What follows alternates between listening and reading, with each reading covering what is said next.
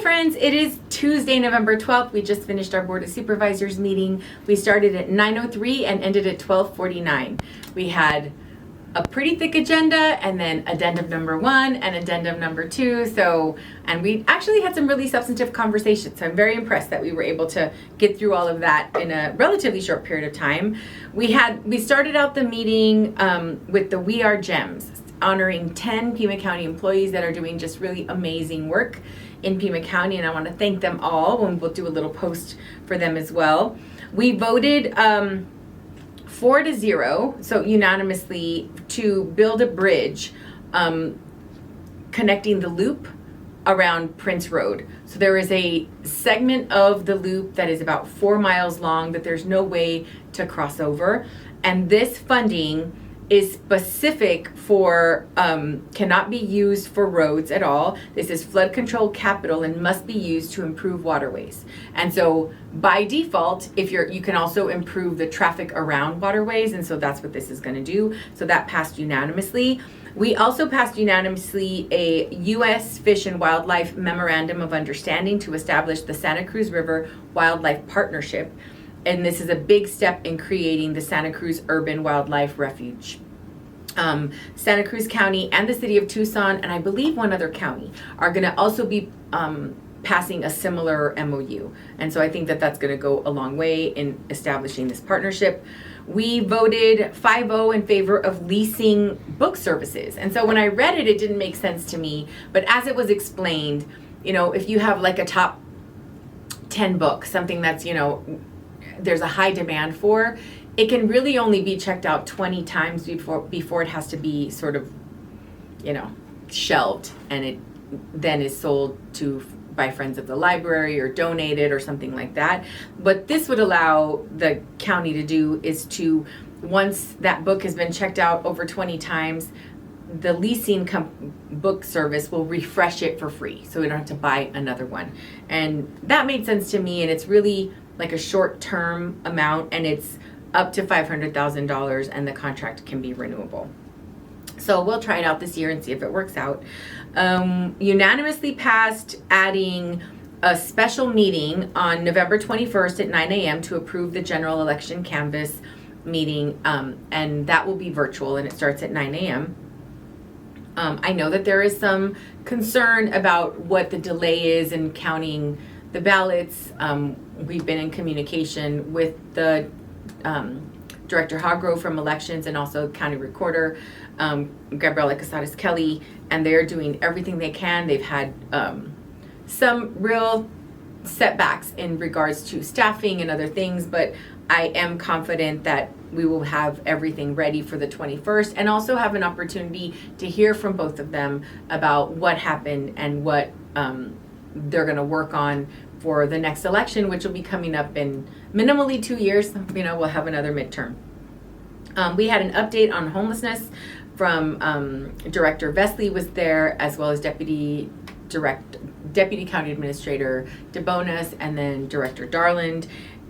They talked specifically about the transition center, that we've served 1,100 individuals in the last year from August 23 to 24, and that they have a control group of people that were not processed through the transition center, and their recidivism rate, which is the rate that they have been rearrested, is 28% for the control group and 10% for the transition center participants. And so that is a pretty significant sign that we are doing the right thing. We also talked about the mission annex and how we're going to look to find funding and provide services from that area. I did express concern about having a full-scale kind of open to the public shelter there, because that area is already a very stressed community with 2 mobile home communities right across the street from a jail.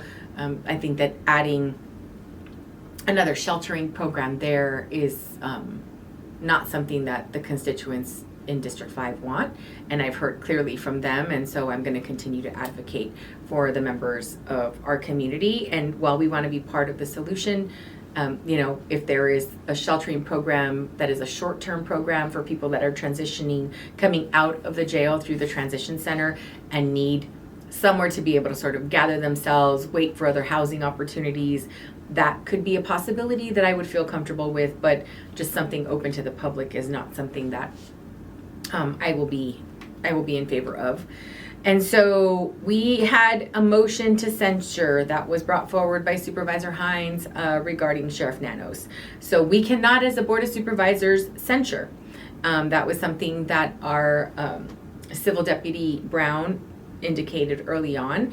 And so, but I don't have any way, neither does he, legal or the clerk's office or the county administrator, are we able to make any changes to an agenda item brought forward from another supervisor. So what we did do is we voted 5-0. We did ask for, and the Attorney General, the U.S. Attorney General, the FBI, and any other third party that makes sense to look at the circumstances and the action of Sheriff Nanos regarding the suspension of Lieutenant Lappin and Sergeant Cross. And so that was something that I feel like before we're going to go through any sort of public kind of reprimand, which is essentially what a censure is, that we have to have some data on what happened and something objective, not what we've heard in the media, not what we've heard from either side, but sort of someone kind of information gathering and giving us information. And so I was in favor of that. We are going to start the process for the Constable Justice Precinct 9. So what that is effective January 1, that position is going to be vacant. And so the application will be open, I'm assuming later today, through the 27th of November. Usually when we do this process, you have to be a Republican or a Democrat. This will be an open seat, so you can apply. The clerk's website will have the information. Once that's available there, we'll share it on District 5, and it will also be on a county website. And a portion, or at least a portion of District 5, or it borders District 5, is Justice Precinct 9. And so we're hoping that we can identify and encourage, if you're a qualified candidate, please do encourage you to apply. We approved $1 million for affordable housing for seniors at the West Point 2 apartment project, which is right here in downtown, right at the border of District 5. And so we're really happy with that, because that is a project that is really in need. Housing for seniors is a really critical need in our community.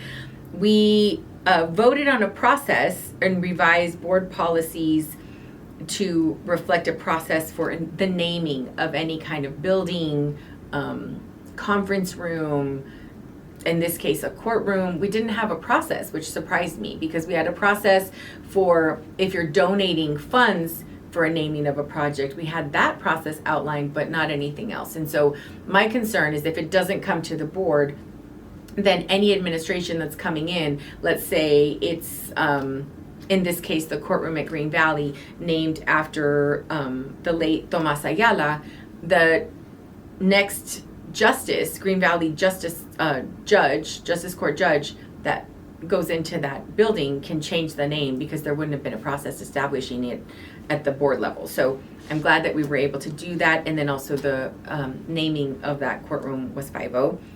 So friends, I want to thank you for being a part of the democratic process. And in District 5, our constituents overwhelmingly voted me back into office. I've won with about 75% of the vote, and so I'm very appreciative of your faith. I'm very humbled, and I promise to commit to continue to work really hard and be very transparent about the work we do. Again, if you ever have anything that you need from your District 5 office, please don't hesitate to reach out. And then we have another meeting in a week on Tuesday, November 19th. So we didn't have a meeting for about a month, and so now we have them back to back. And so I'd like you to encourage you to keep up with Pima County politics. Stay safe, my friends.